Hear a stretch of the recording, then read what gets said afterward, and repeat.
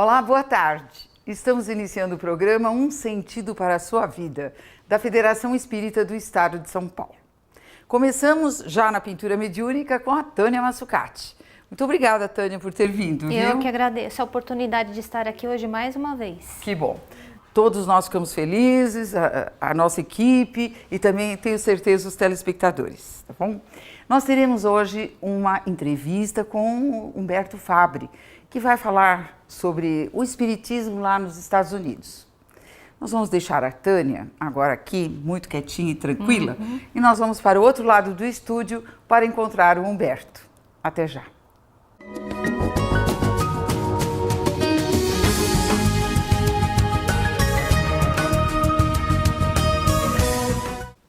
Estamos com Humberto Fabbri, conhecido orador espírita. Trabalhou por muitos anos aqui na FESP e hoje mora nos Estados Unidos. Ele vai falar sobre o espiritismo lá nos Estados Unidos. Tudo bem, Humberto? Tudo bem. É um prazer novamente nós estarmos juntos, os nossos amigos telespectadores. Sempre é uma alegria nós falarmos sobre doutrina, na verdade. Verdade, a alegria é toda nossa, né? Nós temos WhatsApp, muitas pessoas me perguntam por que você não vem mais vezes. Aí eu tenho que explicar, porque ele está morando nos Estados Unidos. Hoje ele veio, chegou hoje, né? Ontem pela manhã. Então, é uma grande honra ter você aqui, né? Chegando dos Estados Unidos. Não, a honra é toda minha, mas na realidade não é falta de vontade. Mas aos poucos eu fui me integrando no movimento americano e você sabe, né? Trabalho é o que não falta em lugar nenhum. Por isso nós estamos interessados de saber sobre esse trabalho. Nós sabemos que o Divaldo Franco faz palestra nos Estados Unidos e outros oradores também. Agora você está trabalhando em prol da doutrina espírita lá nos Estados Unidos. E nós gostaríamos de saber alguns pormenores desse trabalho. O que é ser espírita nos Estados Unidos? Contando naturalmente a tua experiência. Antes da minha experiência, eu creio que nós precisamos falar do trabalho dos brasileiros, não só nos Estados Unidos, conforme nós sabemos, mas principalmente nos Estados Unidos. É um trabalho brilhante de quem na realidade, um desbravador. Eu costumo me referir aos brasileiros nos Estados Unidos, existem também grupos formados por latinos. Mas eu costumo me referir a eles como verdadeiros bandeirantes da doutrina, que fazem um trabalho de muita boa vontade, com um esforço descomunal.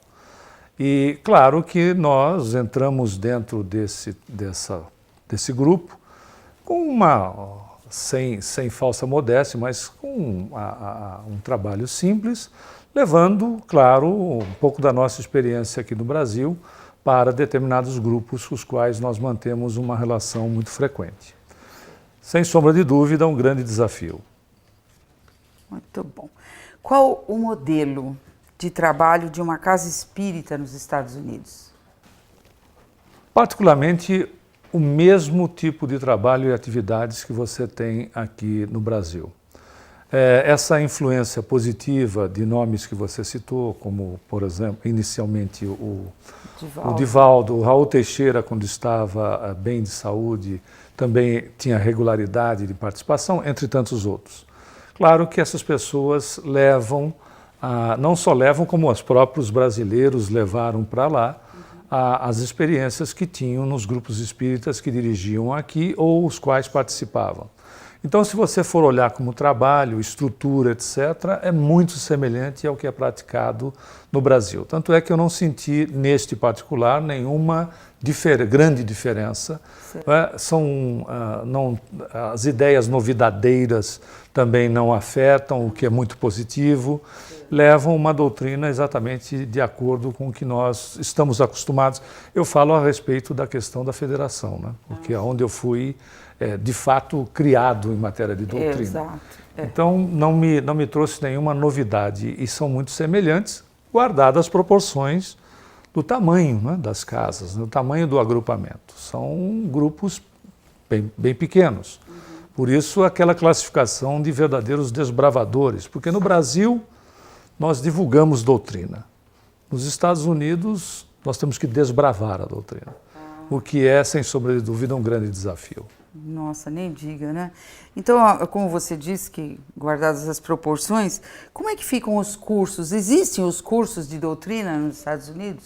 Sim, alguns centros investem muito mais que outros, mas de uma maneira geral, todos eles apresentam as opções de não só trabalhar com o assistido e depois de solucionado ou pelo menos amenizado o problema, o assistido ficar numa situação de falta de continuidade. Então não existe esse problema, são oferecidos cursos para que a pessoa se integre tal qual os trabalhos realizados no Brasil nas casas que, claro, disponibilizam a parte dos estudos, dos cursos regulares.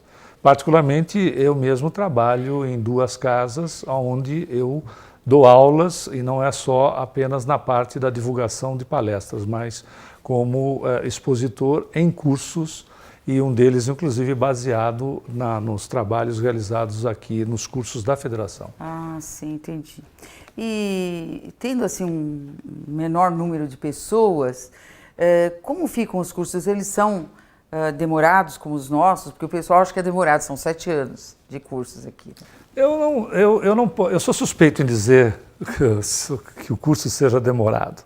Primeiro porque o curso, nós não estamos estudando doutrina espírita para fazer parte, e doutrina espírita será curricular. Nós estamos estudando a questão do processo do autoconhecimento. Nós estamos procurando nos autoconhecer. Ora, isso não é por uma questão de uma existência.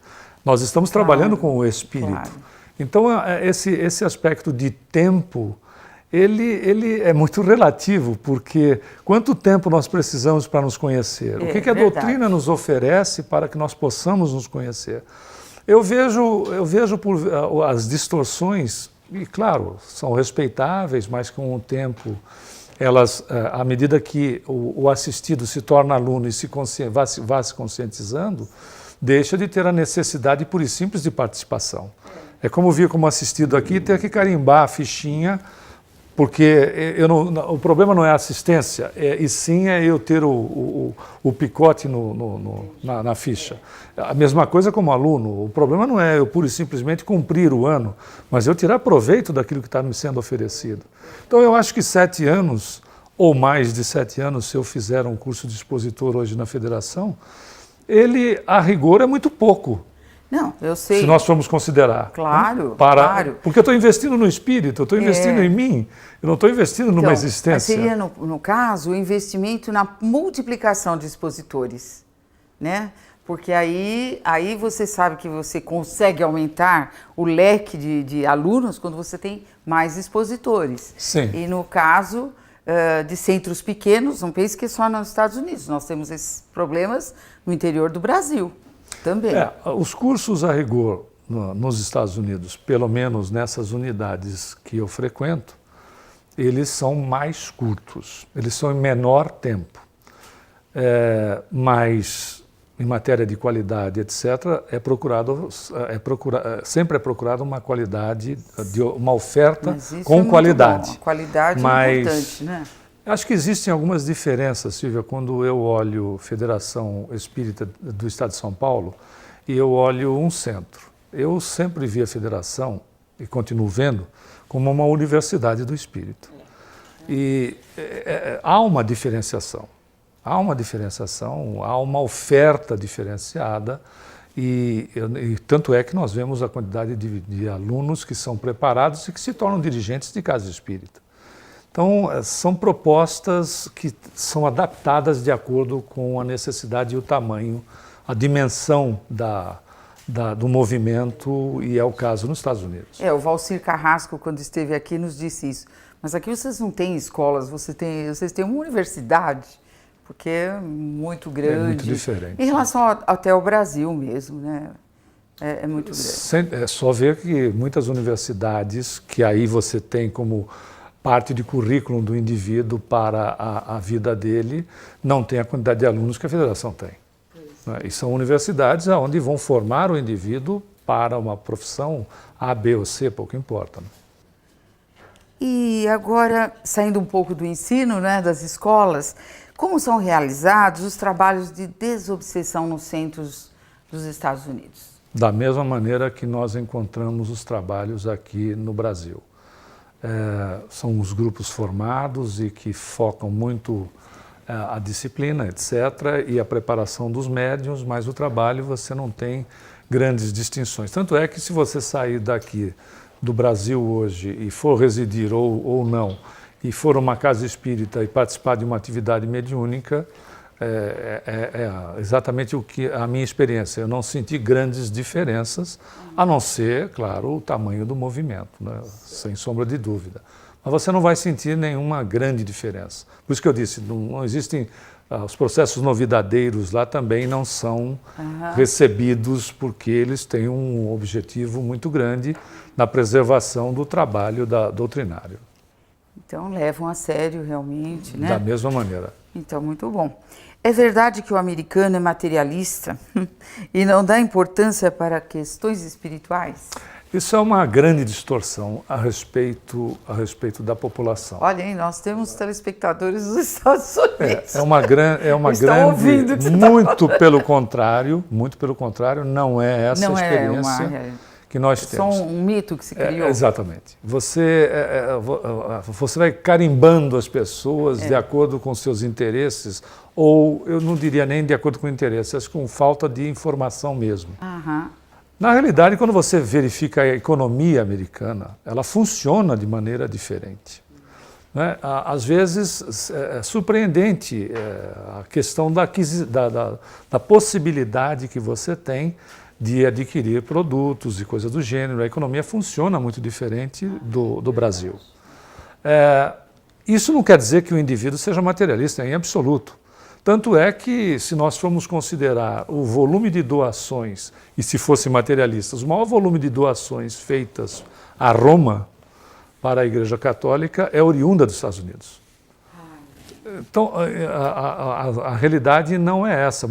Tanto é que existem dois números que nós temos de informação. Um deles foi publicado na revista Time, onde se falou que 80% dos norte-americanos eram espiritualistas. Outro número que eu recebi por questões de reencarnação diz que a população americana, 30% dela aceita a reencarnação. E a população brasileira, 34% aceita a reencarnação. Ora, em números específicos, como a população é de 300 milhões nos Estados Unidos, você tem muito mais número de americanos que aceitam reencarnação do que efetivamente de brasileiros. Há uma distorção nessa visão, porque colocam o americano como consumista. Isso também não é uma verdade. O americano é um consumidor como qualquer um de nós, que nós somos consumidores. Uma coisa é ser consumidor, outra coisa é ser consumista. O consumismo é a doença do consumo. E, muito pelo contrário, essa não é a experiência que eu tenho. A experiência é exatamente o contrário disso. O americano é uma criatura que ele é comedido naquilo que ele faz. Ele é comedido em relação à questão de você adquirir, etc., e coisas do gênero. Mas é que o lixo do americano é muito rico. Não é que o lixo do americano é rico porque ele dispensa as coisas. É porque você não tem para quem doar. Por exemplo, vou dar um exemplo de roupa. A roupa nos Estados Unidos é tão barata, que existem locais que não adianta, não tem como você doar roupa. Alguns objetos, porque o que acaba acontecendo é que o custo ele é tão mais baixo que determinados objetos não fazem mais sentido serem doados, porque não vai ter para quem revender ou para quem repassar. Então, é diferente a visão. É diferente. É completamente diferente. Agora, dizer que não são espiritualistas seria um absurdo, porque só basta analisar a quantidade de filmes que são produzidos em Hollywood, de séries que são produzidas e que trazem aspectos reencarnatórios, etc. Alguns apelativos, outros não, porque a gente sabe que essa indústria precisa ganhar dinheiro. Mas, por exemplo, nós temos uma série que é inclusive passada no Brasil, que se chama A Médium. É verdade. É verdade. Dizer que o indivíduo, se esses produtos não fossem aceitos porque as pessoas fossem materialistas, ninguém produziria isso. Né? Mas talvez pelos filmes mesmo que eles fazem essas perguntas, porque eles sentem que tudo isso é cobrado. Não, não é verdade. Não é cobrado? Não é verdade. Há uma distinção do que se fala em relação à Europa e os Estados Unidos. O americano valoriza o seu tempo. Isso é diferente. Ele, às vezes... Mas por isso cobra? Não, absolutamente. Não cobra. Então, o que acaba acontecendo entende o que é caridade? Com certeza que entende. Porque a gente até poderia dizer para os nossos amigos de casa, né? Aqui nós não cobramos nada, nem consulta, nem passe, nada, nada. Porque nós sabemos, né, que isso foi nos ensinado, que a mediunidade é uma ferramenta que nós recebemos de graça. Então, dai de graça o que de graça recebestes. Agora, eu não sei esse conceito como fica nos outros países. Não, o povo americano, à medida que nós vamos tendo contato com eles, nós verificamos que ele é um povo que, por ter passado por dificuldades coletivas, ele é uma criatura cuja possibilidade de relacionamento e de auxílio e assistência é enorme. É de se impressionar, porque quando você tem problemas de caráter coletivo, você desperta a solidariedade. E você tem problemas nos Estados Unidos que são consideráveis. Em determinadas regiões você tem tornado, outras você tem furacão e assim sucessivamente, entre outros tipos de problemas. E eu vejo do americano uma solidariedade impressionante, até mesmo nos pequenos gestos. Nos pequenos gestos. Que bom. Eu fiquei muito impressionado, logo a princípio, quando eu me mudei para lá, que eu estava numa fila de um caixa de uma loja e passou um cidadão, que eu não sabia, nunca havia visto, e tirou um cupom de desconto que ele não ia usar na loja e disse assim, olha, se você quiser, pode usar. Ou seja, há uma mentalidade de que se eu não vou usar, eu posso beneficiar você. Então, isso é totalmente diferente do que às vezes nós recebemos de informação. É muito, por vezes, distorcido, porque quando você tem problemas coletivos lá, você vê toda uma estrutura se movimentar, mas não é uma estrutura pura e simplesmente governamental, mas as pessoas se mobilizarem para amenizarem as dificuldades daquelas que estão vivenciando o problema. Então, quantos anos você já está nos Estados Unidos? Apenas 5. Não, bastante, porque está dando para você ver todos esses detalhes do comportamento deles, né? E eu mudo... Uma pessoa que esteja há menos tempo, talvez ainda não tenha também notado tudo isso, né? Talvez eu tive a felicidade de morar numa cidade cuja quantidade de imigrantes não é muito significativa. Então eu tenho contato com muitos americanos. Eu moro num condomínio, por exemplo, onde eu sou cercado de americanos. Outra coisa que há uma distorção. O americano é um sujeito frio. É um absurdo. É um absurdo. Viu? São pessoas, aliás, muito amigas, cujo nível de respeito à sua individualidade é muito grande. Nossa, que Porém, bom. São pessoas que estão sempre disponíveis para coisas tão mais simples quanto complicadas. O meu médico, que é um médico de família, é meu vizinho. Olha. E você nota, e é assim uma comunidade onde você é muito bem recebido.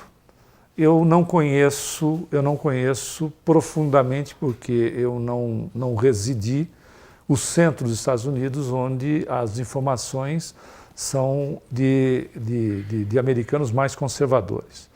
Mas a experiência que eu tenho de morar, de residir, ela tem sido extremamente válida e me trazendo características totalmente diferentes daquilo que nós, às vezes, costumamos ouvir. É verdade. O serviço médico, por exemplo, você tocou nesse assunto sobre o médico de família, né? É do Estado Ou não é do O Estado, claro, No tem... Canadá, né, parece o Estado que é. tem uma participação... Ah, tem. Você tem planos específicos em relação ao Estado, mas, por exemplo, todas as unidades hospitalares, etc., são particulares. E a pessoa tem acesso, em caso emergencial, por exemplo, a pessoa terá acesso em qualquer hospital. Não é neste ou naquele, é em qualquer Não hospital. precisa ter um plano de saúde. Se ela não tem... o plano de saúde praticamente é mandatório, né? Mas se ela não tem um plano de saúde, ela será atendida. Ou seja, a pessoa... eu conheço 2, 3 casos onde a pessoa financeiramente tinha uma situação muito difícil e foram infartados. 2 casos de infarto e 1 caso de AVC. Foram hospitalizados, foram atendidos e aqueles que precisaram de cirurgia, a cirurgia foi realizada e depois foi-se buscar a questão da indenização, do pagamento, Sim. o que faz sentido, né? Sim. E as pessoas não tinham recurso. Não tendo recurso, não vai se deixar de salvar a vida do paciente porque ele não tem recurso. Certo. Porque o foco é, primeiro, a vida do indivíduo. E depois nós vamos discutir a respeito de como será feito o pagamento, Certo. se puder ser feito. Então, você veja que há uma quebra de uma visão de que, de repente, seria um povo frio. Né? Não é assim? Frio de que maneira? Porque nós olhamos... percebe? Como é que eles podem olhar para nós? Né? Essa que é a realidade. Quando você vai conhecer... claro, né? Eu sou brasileiro, adoro meu país, tenho um amor pelo país e continuo sendo brasileiro. Tenho um respeito pelo nosso país e quanto mais eu fico lá, mais eu vejo as possibilidades que o Brasil tem. Não é verdade? Sente as saudades, né? Na realidade, Silvia, honestamente, que me perdoem os nossos amigos americanos, mas o Brasil, sem sombra de dúvida, estando dentro do país, estando nos Estados Unidos, nós verificamos as possibilidades em todos os ângulos que o Brasil tem para oferecer para o mundo, em todos os ângulos, em todos os aspectos. Que bom que nós fizemos e que será uma questão de nas tempo. Olimpíadas, não? Fala a E verdade. com certeza será uma questão de tempo. Graças a Deus, né? Fizemos bonito. Foi fantástico, a imagem que se repercutiu foi muito boa, muito positiva, mas demonstra que nós podemos organizar muito melhor qualquer outro aspecto de que a população precise. Isso é uma amostra. Né? Claro. É uma amostra que nós Educação, temos capacidade para fazer em qualquer outra situação. Saúde e educação, a gente precisa cuidar mesmo. É que o brasileiro, ele é crítico, né? A respeito de si próprio, do seu próprio país. Então, a gente vê que, assim, até nas manchetes, o brasileiro é mais duro com o seu próprio país, não é? Eles sempre consideram que a gente tem que fazer um pouco a mais tudo bem, eu acho que isso significa vontade de progredir, de melhorar. O espírito tão grande, né? Nós espíritos que reencarnamos aqui sabemos por quê, né? Bom, é verdade. Sabemos por quê. Então, qual é a nacionalidade predominante da maioria dos dirigentes espíritas lá nos Estados Unidos? Latinos e brasileiros. A grande maioria, com destaques bastante interessantes de alguns expositores, de alguns voluntários que já são americanos. Eu, particularmente, não conheço nenhuma casa espírita que seja agora dirigida por americanos. Certo.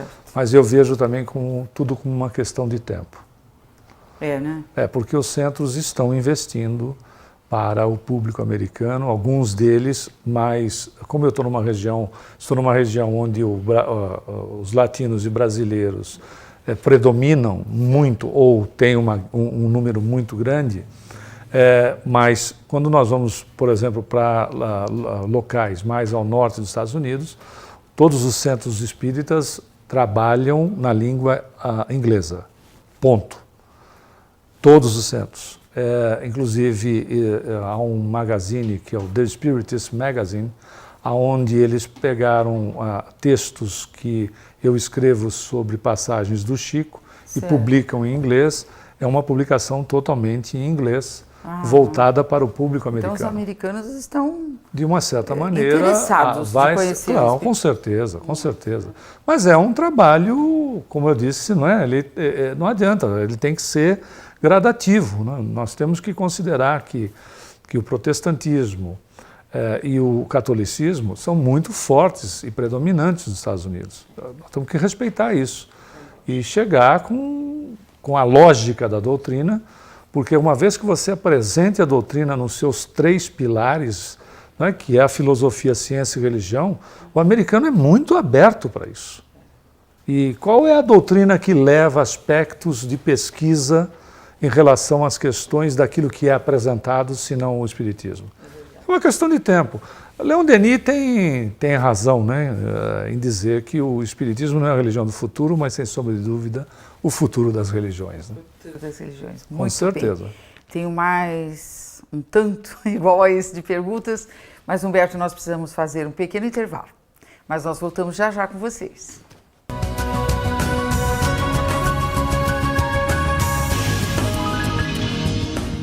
O programa de TV da FESP Um Sentido para a Sua Vida agora tem o WhatsApp. Tire as suas dúvidas e faça comentários sobre a doutrina espírita através do telefone 11 9 9271 4646.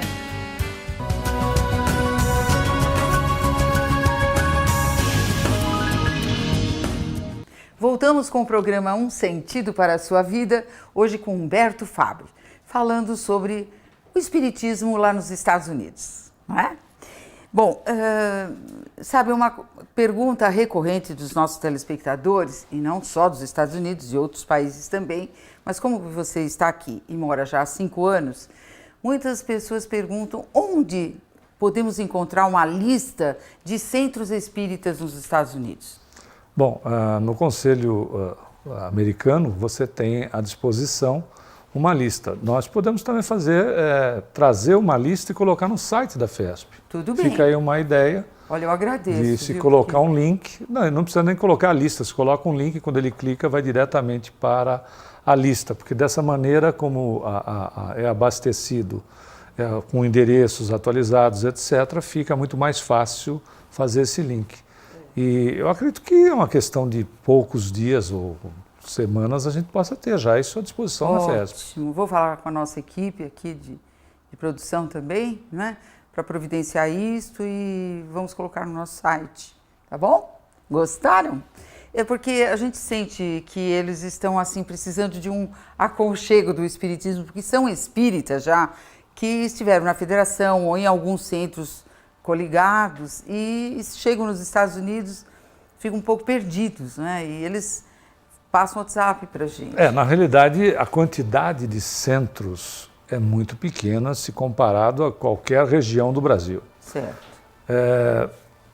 Você deve ter um pouco mais de 100 núcleos espíritas espalhados no território americano, sendo que muitos deles são concentrados em estados como Flórida, Califórnia, etc., onde existe maior fluxo de brasileiros e latinos. Então, é claro, pode ser que essa pessoa more num estado que, de repente, o centro espírita, se houver existem distâncias muito grandes para que ele possa acessá-lo.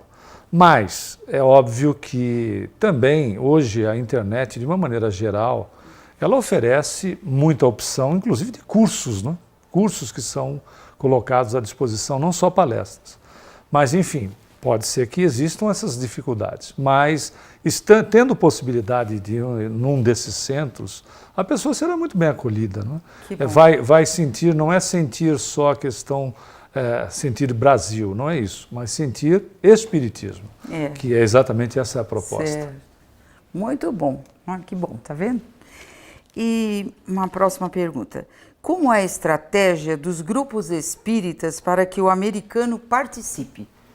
Exatamente, se introduzir palestras, aulas e cursos em inglês. Porque o que tem acontecido? Cada vez mais nós encontramos americanos ou americanas casados com brasileiros e com filhos sendo educados lá. Então, a criança, por vezes, tem muito mais facilidade, obviamente, de ter o conhecimento e o estudo, aliás, em inglês, a maior facilidade é o inglês para elas. E o que os centros estão fazendo, investindo fortemente. Todos eles, a grande maioria, se não aqueles que já só têm trabalhos em inglês, conforme nós citamos, todos eles se fazem as palestras em português, também oferecem palestras em inglês e alguns, inclusive, utilizam do sistema de tradução simultânea, onde se o palestrante fala português, existe um tradutor o americano ou a americana coloca o aparelho e pode ao mesmo tempo ter a palestra em inglês. Para a infância e juventude, etc., os centros também investem fortemente na língua inglesa. Dessa maneira, facilita a compreensão dos jovens ou das crianças. Então, o grande trabalho está acontecendo já de algum tempo, e pelo menos naqueles que nós temos a possibilidade de observar diretamente, de colocar definitivamente a doutrina espírita sem deixar de acolher o brasileiro, aqueles que são latinos sem deixar de acolher os latinos, mas efetivamente pensando no trabalho de divulgação e investindo fortemente no inglês. Muito bem. E congressos, reuniões em inglês? Acontecem somente em inglês? Sim, acontecem e por vezes, dependendo do palestrante, o palestrante, se ele fala português, por exemplo, ele vai, e não tendo domínio do inglês, ele faz a palestra, mas com tradução simultânea. Acontece, são, assim, muito bem prestigiados. Claro que nós não podemos fazer comparações com congressos aqui no Brasil. Claro. Quando nós fazemos aqui uma palestra na federação, num domingo, às vezes nós temos aí 1.200 pessoas, mais ou menos, né? Você tem, às vezes, num congresso, 500 pessoas. O que é um número que às vezes é grande, né? Mas não dá para comparar, né, quando nós fazemos isso. Mas tem uma grande aceitação e são feitas em inglês, conforme eu disse, e qualquer outra situação tem tradução simultânea por vezes, dependendo do congresso, para o inglês, se o palestrante fala em português, e para o espanhol. Certo. E lá, como eles trabalham? Assim, eles têm o dia que abre o centro, tem aulas e passes, ou são em dias diferentes?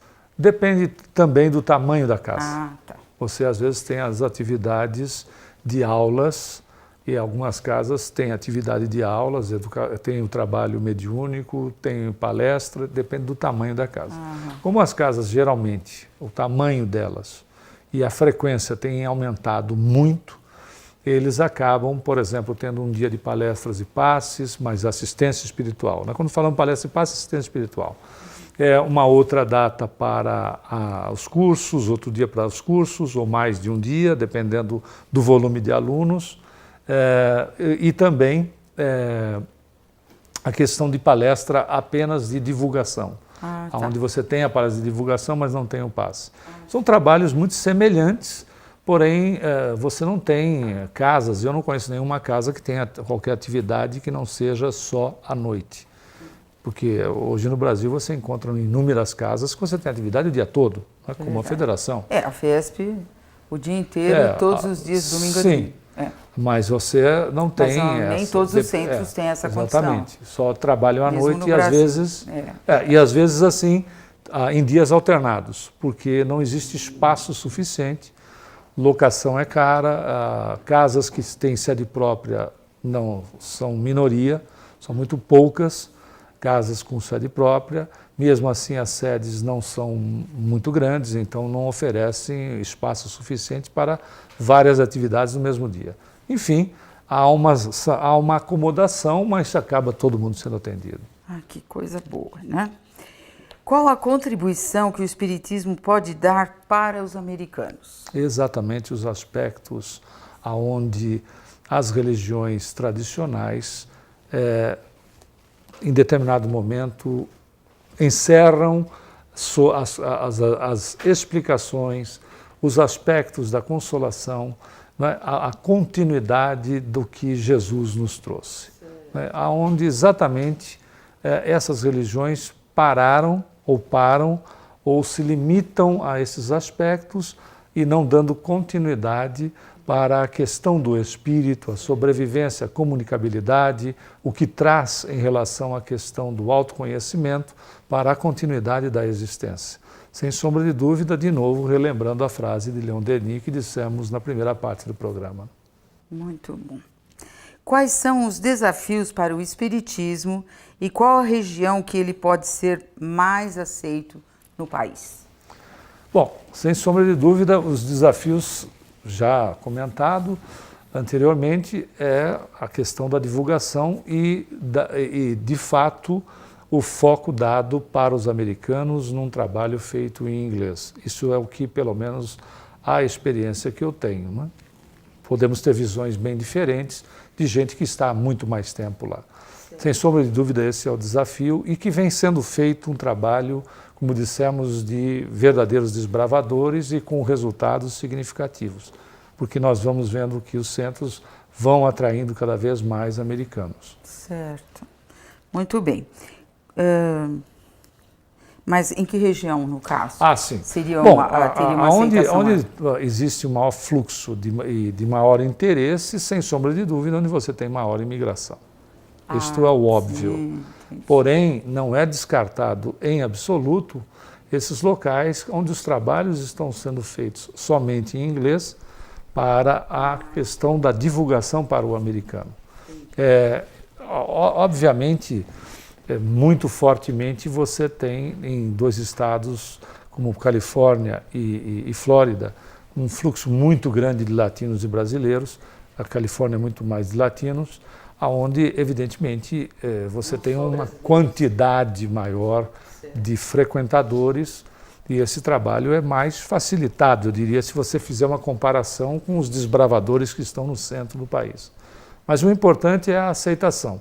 Não há necessidade de fazer proselitismo conforme ensinou Kardec, né? O indivíduo tem que ir para a doutrina e para os conhecimentos doutrinários de acordo exatamente com a condição de aceitação dele pela lógica em si da doutrina. Humberto, e sobre o preconceito? Porque nós sabemos que aqui no Brasil houve preconceito contra espíritas. O Dr. Bezerra sofreu esse problema, Arigó, o próprio Chico Xavier. E nos Estados Unidos, como isso tem sido? Acho que conjugação no tempo passado, não, né, porque nós ainda encontramos muita coisa no Brasil, infelizmente. Na questão dos Estados Unidos, há desconhecimento. Pelo contrário, a questão do preconceito.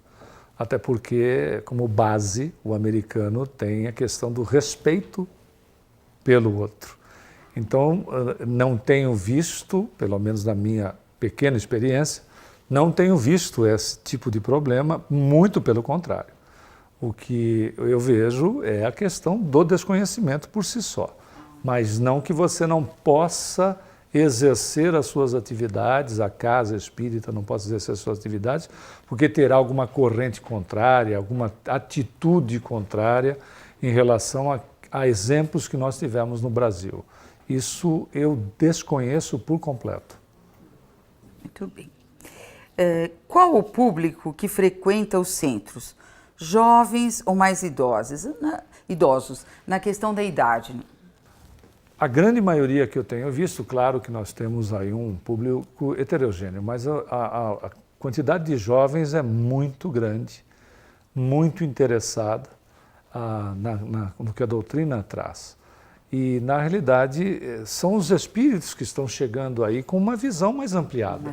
E que querem mais, e graças a Deus isso vai acontecer conosco quando nós desencarnarmos e retornarmos, nós vamos voltar querendo muito mais. E é a dinâmica da vida. E isso nós verificamos no jovem, que nada mais é do que a expressão do espírito que tem uma experiência e exige mais na questão da sua evolução. Tão simples quanto. O volume de jovens é significativo nas reuniões em que nós temos participado nas casas que nós rotineiramente visitamos. É heterogêneo, mas um número de jovens costuma ser mais significativo em relação à quantidade da assistência. Muito bom, né? Sinal de continuidade, claro, né? Com certeza. Muito bom. Como tem sido o seu trabalho nos centros dos Estados Unidos, centros espíritas? de novo guardando as devidas proporções, da mesma maneira que as atividades que eu fazia na federação ou nas casas ligadas à federação, né, federadas. São trabalhos de palestra, de aulas e particularmente é o que toma grande parte do meu tempo quando se refere às questões dos trabalhos nas casas espíritas. É um trabalho de característica semelhante, né? Claro que dentro das proporções oferecidas nos Estados Unidos nas casas, né? Conforme nós já dissemos, em matéria de tamanho. Não existe assim um trabalho onde você vai fazer uma palestra de A2 que tenha 500 pessoas, de assistência espiritual, mas nas mesmas características. Então você dá palestras públicas? Palestras públicas, palestras na assistência espiritual, aulas, etc. Também, trabalhos né? como tal qual eu fazia aqui, são, como disse, as mesmas características. Muito bom. E o seu trabalho como psicógrafo, como anda nos Estados Unidos? É tão interessante porque eu nunca havia psicografado nenhuma página. No meu curso de educação mediúnica eu não tive nenhuma manifestação psicográfica e durante todo o trabalho, até eu fazer essa mudança, eu nunca havia psicografado nada.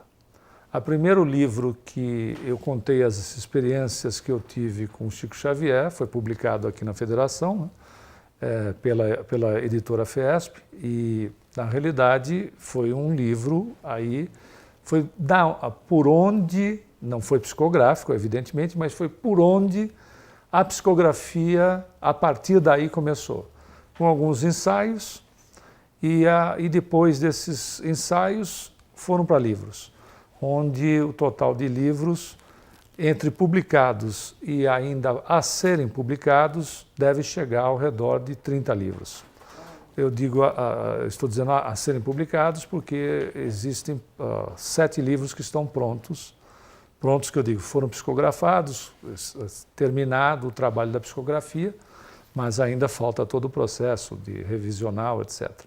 Mas publicados já se encontram 22, dos quais alguns deles no Brasil e alguns deles também aqui na FESP. Mas muito menos, porque o nosso objetivo nos Estados Unidos estamos publicando em português, mas isso não é o ponto. O ponto central é traduzir gradativamente essas obras e colocar para o americano, para o público americano. Esse é o objetivo. Numa linha onde existem algumas adaptações, não distorções doutrinárias, adaptações de terminologia para que o americano entenda. O americano não sabe o que é perispírito. Então, eu tenho um tradutor que é um profissional excelente, que é americano, casado com uma brasileira e é um americano espírita, um grande estudioso, que ele vem fazendo as traduções e coloca um apêndice no livro explicando o que é a terminologia espírita. Um trabalho sensacional, o nome dele é John Jensen, um indivíduo extremamente capacitado, e o que é mais interessante ainda é que a revisão quem faz é a filha dele, que é uma nova-iorquina, que não é espírita e que não conhece português, que faz a revisão do curso e dá a opinião dela como americana. Isso é muito bom porque é a maneira que eu comecei a encontrar para colocar a obra para o mercado americano, que ainda é um projeto que está começando, mas é o foco que eu tenho dado em relação à questão do livro. Claro que no Brasil nós poderemos publicar os livros nas editoras, principalmente na FESP, desde que aceite esse aspecto de que o meu trabalho está voltado para um público americano. E que eu não tenho, na verdade, não vou publicar o livro em português para fazer concorrência com a editora daqui, que não faz o menor sentido. O importante é atingir o objetivo, né? Exatamente. Que é divulgar o espiritismo. Exatamente. Mas então, Humberto, você sentiu uma diferença na questão da sua, vamos dizer, tarefa reencarnatória da mediunidade? Porque aqui você não psicografava, como você tem psicografado lá nos Estados Unidos. Você sentiu essa diferença espiritualmente falando? Na realidade, foi muito interessante porque eu me mudei para psicografar. Porque eu me mudei dá uma para diferença psicografar. Você escrever, você pode ser inspirado até por um espírito, mas você está fazendo uma pesquisa. Exatamente. Lá não, você está recebendo aquele livro de um espírito. Se eu estivesse aqui, te trazendo, né? Se eu estivesse no Brasil, eu não teria tempo de trabalho de psicografia, porque eu estava tão envolvido nas atividades espíritas, em tamanha intensidade, e você sabe, né? Por mais expositores que a casa forme, sempre precisa de gente... Os centros também coligados. De uma maneira geral. Você sempre foi muito ativo como orador, né? E aí o que acabaria acontecendo é que esse tempo não existiria.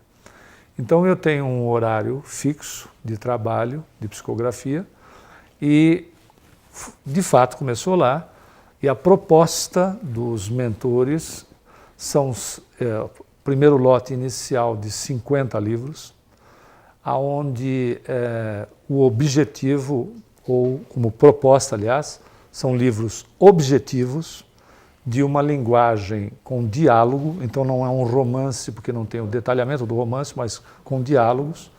Os assuntos são tratados de forma muito objetiva, tendo o foco em falar para o público que está na casa espírita, mas por vezes não tem o interesse na literatura. Ainda não despertou o interesse na literatura. Então o objetivo é despertar o interesse na literatura, tendo esse foco. E na realidade, quando se trata de aspectos muito técnicos dentro da doutrina, essas obras têm tratado de uma maneira também objetiva, estimulando o indivíduo a procurar se aprofundar mais dentro daquele tópico, e não esmiuçando o tópico. Então as obras têm sido muito bem aceitas, porque como elas são, repetindo, muito objetivas, elas são de leitura rápida e despertando o interesse do leitor para esse aprofundamento, conforme eu acabei de dizer. E é muito interessante porque as histórias são histórias de pessoas como nós, né, como o telespectador que está nos vendo, são histórias de uma existência que por vezes são vitoriosas, por vezes nem tanto, e todas elas são muito interessantes porque você tem a visão do plano espiritual sobre aquele assunto. Vou dar um exemplo. Uma das obras recentemente lançadas se chama A Executiva, que traz a história de uma executiva de uma multinacional da área de tecnologia e que sofre um acidente de avião. E desencarna, porém, ela vive, e é interessante esse ponto, em relação a desconhecer a questão da continuidade da existência, a questão de nós como espíritos. É muito interessante porque ela vive a situação da desencarnada como uma realidade paralela, onde em determinados momentos ela acha que ela sofre de um surto esquizofrênico, ou em determinados instantes ela acha que ela está sendo medicada com hipnóticos. E tudo isso porque ela não entende o processo em si, e em determinados momentos ela também não quer entender, porque ela tem uma visão completamente materialista em relação à situação em si. Então são assuntos que, por exemplo, você vai encontrar pessoas que passam por experiências semelhantes. Claro que a história não termina aí, né? Eu só dei o início da história. Você vai trazer esses livros para a gente. A realidade disso estampado? Sim, vai encontrar. Né?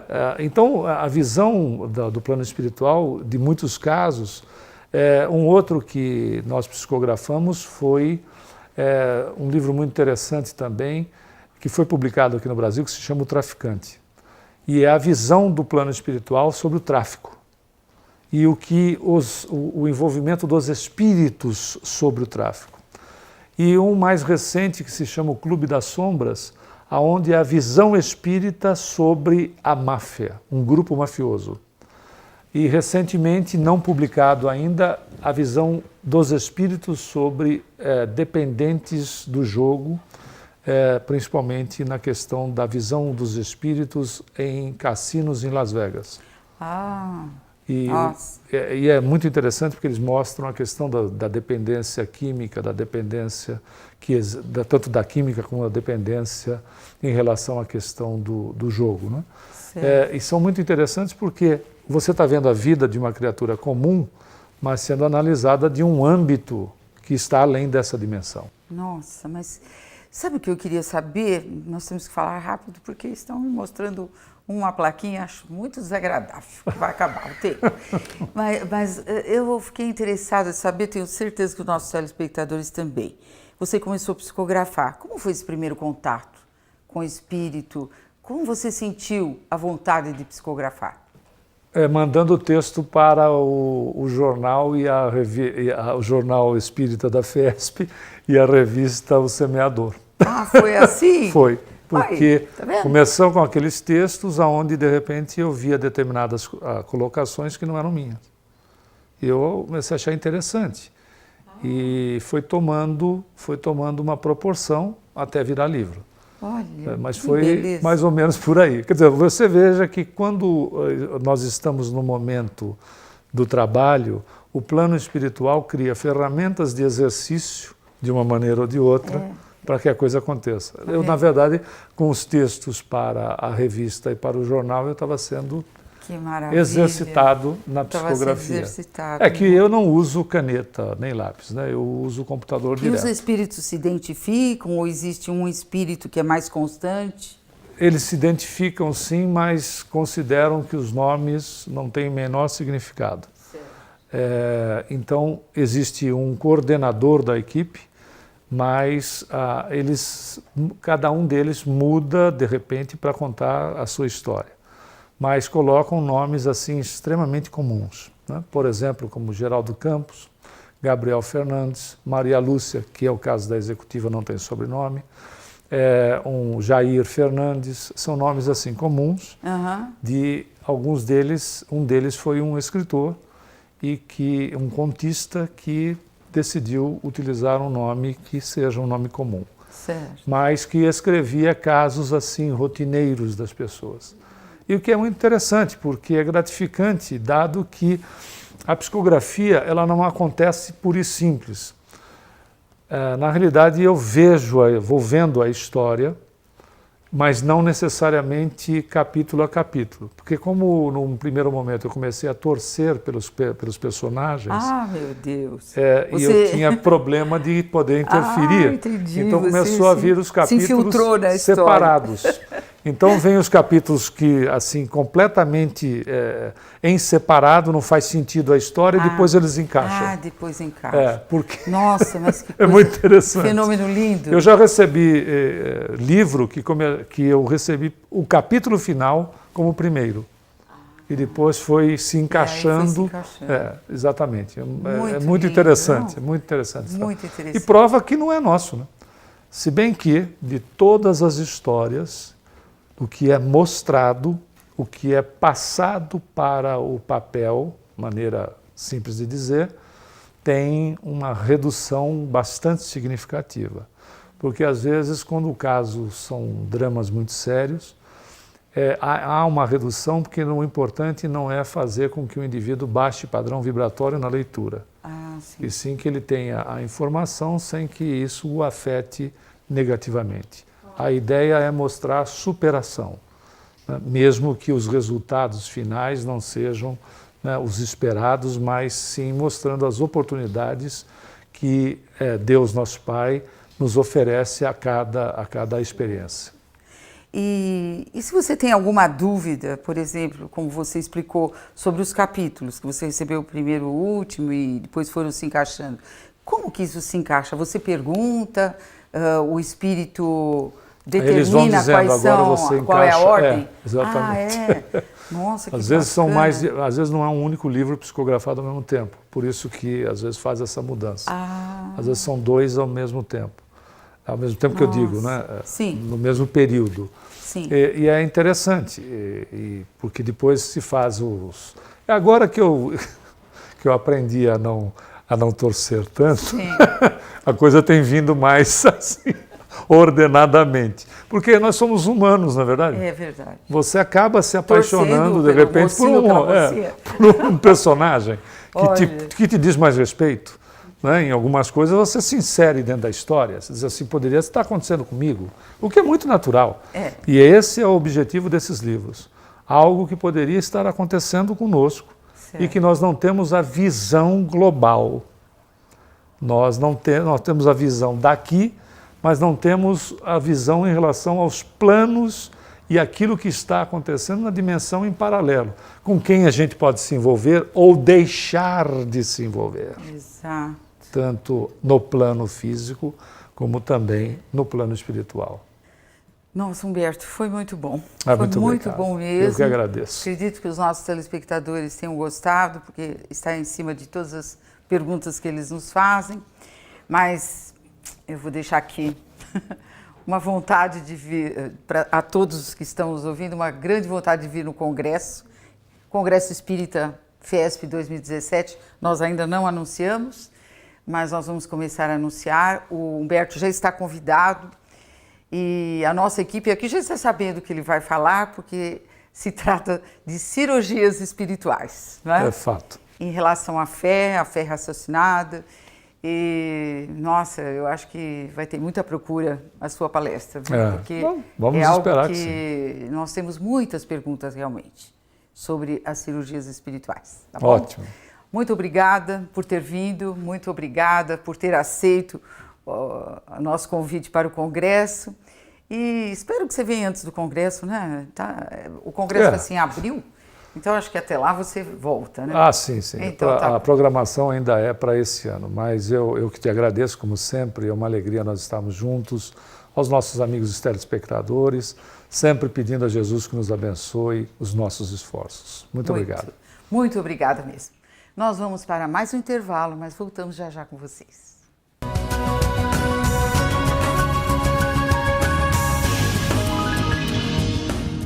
O Livro dos Espíritos foi o primeiro livro codificado por Allan Kardec. Contém toda a doutrina espírita e, de forma clara, explica a origem do sofrimento, desvenda o mistério da vida e da desencarnação, assegura o progresso de todos os espíritos dentro do tempo e do espaço, sob a égide das leis divinas. Esses ensinamentos te ajudarão a encontrar o caminho do verdadeiro entendimento da vida. É um livro que muito acrescentará aos seus conhecimentos sobre espiritismo.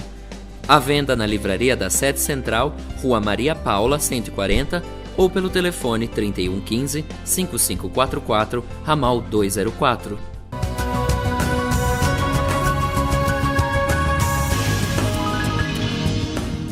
Enquanto conversávamos sobre o espiritismo nos Estados Unidos, a Tânia Massucati fez esse lindo quadro, não? Que pintura maravilhosa! Você sabe com que equipe você trabalhou? Bom, a sensação foi maravilhosa e foi a equipe de Renoir. E esse quadro tem um título, que o título é uma frase de Jesus, que é: eu sou a videira e vós sois as varas, que são os galhos. Então eles falaram, assim, mais ou menos o resumido, que no decorrer da nossa estrada, das nossas encarnações, né? Nós temos, somos errantes, porém temos o livre-arbítrio, né? E aí nós temos como base a nossa videira, que é Jesus. Sem ela, os galhos vão secar, não haverá frutos. Então, nós somos baseados nos ensinamentos de Jesus. No decorrer das encarnações, vamos errar, vamos voltar, temos oportunidade, mas no fim, todos nós chegaremos no caminho que é Jesus, que é os ensinamentos. Certo. Então, é uma representação, é uma representação. Que não são videiras, na verdade, né? São árvores. São árvores, mas, com uvas, né? Tem a ver com o que Jesus disse sobre as videiras, como né? fala da videira, né? Certo, certo. Que dá flores, frutos, né? Muito bom, viu? Tá vendo? Até uma mensagem mediúnica através da pintura. Não é? Muito bom. Então, assim, nós vamos encerrando o programa Um Sentido para a Sua Vida. Muito felizes com a sua audiência. Esperamos você aqui na TV Aberta, na próxima sexta-feira, às 12 horas, se Deus quiser.